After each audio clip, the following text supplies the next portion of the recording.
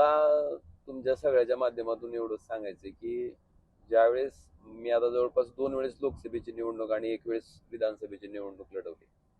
मी प्रत्येक वेळेस लोकांना निवडणुकीच्या वेळेस मतदानाच्या वेळेस आवाहन केलं होतं की बाबा मी तुमच्या कुटुंबातला एक सदस्य आहे.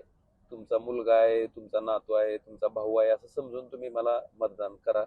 आणि ते नातं मी पुढचे 5 वर्ष जोपर्यंत लोकप्रतिनिधी म्हणून राहीन तोपर्यंत लक्षात ठेवून कायमस्वरूपी तुमच्यासाठी तुमच्याच कुटुंबातला सदस्य ह्या नात्यानं उपलब्ध राहील.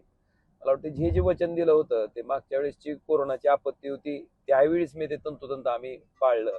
आणि आज सुद्धा पुरातनं मला वाटतं अक्षरशः हाहाकार धाराशिव लोकसभा मतदारसंघामध्ये घातलेला आहे. तशा परिस्थितीमध्ये सुद्धा लोकांच्या अडचणीत त्यांच्याच कुटुंबातला सदस्य ह्या नात्यानं धावून जाणं मला वाटतं हे माझं कर्तव्य होतं. आणि ते कर्तव्य मी व्यक्त पार पाडलं. आपण विचार करा त्या वडनेर गावातली कालची जी परिस्थिती होती ती अतिशय भीषण होती. एक 2 वर्षाचा मुलगा, त्याची आई, परत त्याचे आजी आजोबा, एक दिवस एक रात्र पूर्ण आणि पूर्ण दिवस त्या घराच्या स्लॅबवर पडत्या पावसात ओल्या कपड्यात उभे आहेत. त्यांना निवाऱ्याची कुठली सोय नाही, ना अन्न आहे ना पाणी आहे. मला सांगा अशा परिस्थितीत जर आपल्या कुटुंबातला एखादा माणूस तिथं असता तर आपण बघत बसलो असतो का? मला वाटतं हाच विचार होता. किंवा माझा मुलगा तिथं अडकला असता, माझी बायको तिथं अडकली असती तर मी एक गप्प बसलो असतो का? मला वाटतं हीच भावना ठेवून आम्ही जे एनडीआरएफच्या लोकांनी एक दावं त्या ठिकाणी झाडाच्या बुडाला बांधलं होतं. तिथं पाण्याचा प्रवाह हा फार मोठ्या प्रमाणात होता. आणि मग त्यांनी विनंती केली की ते दावं जे आहे ते सोडा. आणि मग तशा परिस्थितीमध्ये गावातले जे पोहता येणारे युवक होते त्या सगळ्यांना आम्ही सोबत घेतलं. एक लाकडाचं मोठं ही होती, दांडी होती. ती दांडी आम्ही त्या पहिल्यांदा झाडात गुंतवली. कारण प्रवाह प्रचंड असल्यामुळं त्या दांडीचा आधार घेणं गरजेचं होतं. आणि दांडीच्या अलीकडच्या बाजूनं आम्ही त्या ठिकाणी त्या दाव्यापर्यंत पोहोचलो. ती गाठ जी बारलेली होती ती गाठ सोडवली आणि ते दावं घेऊन परत आम्ही बाहेर आलो. आणि ते बाहेर आल्याच्या नंतर एनडीआरएफच्या जवानी तोपर्यंत त्या कुटुंबातली जे व्यक्ती होते त्यांना सगळ्यांना बोटीत घेतलं होतं. आणि ती बोट परत प्रवाहाच्या विरुद्ध दिशेने इंजिन चालू करून अलीकडे येणार होती. पण ते बघा दुर्दैव असं की ऐन मध्ये प्रवाहाच्या त्या बोटीचं इंजिन बंद पडलं आणि ती बोट वाहू लागली. सुदैव एका गोष्टीचं होतं की तिथे एक फिल्ट्रेशन प्लांट होता. म्हणजे आपलं हे जर नसतंय का ऍक्वाचा, त्या फिल्ट्रेशन प्लांटच्या भिंतीला ती बोट त्या ठिकाणी अडकली.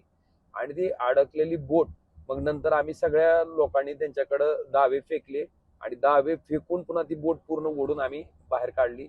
आनंद ह्याच गोष्टीचा आहे की ते एनडीआरएफचे जवान सुद्धा त्यांच्या घरातलं कोण सदस्य नाही पण स्वतःची त्या ठिकाणची ड्युटी ते राबवत होते आणि स्वतःचं कर्तव्य पार पाडत होते. मग ती मंडळी जर स्वतःचा जीव धोक्यात घालून दिवसभर त्या ठिकाणी बिगर अन्नाचं फक्त पाण्यावर जर काम करू शकत असतील तर मग आपण का करायचं नाही?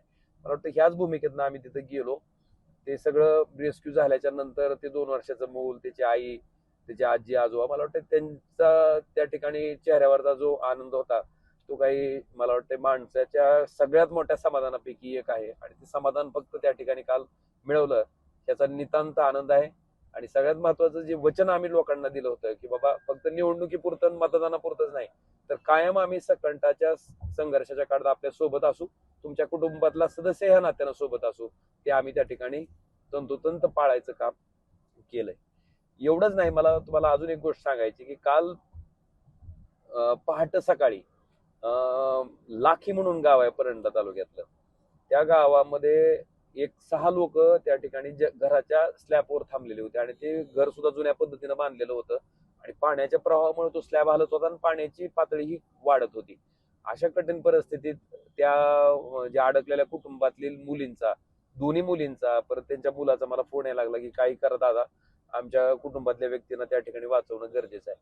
मी जिल्हाधिकारी कीर्तिकिरण पुजार साहेबांना सकाळी फोन केला आणि फोन करून त्यांना विचारलं की साहेब असं असं आहे. तर त्यांनी म्हणले की आपल्या जिल्हा आपत्ती व्यवस्थापनची टीम त्या ठिकाणी जाते आणि ती रेस्क्यू करते.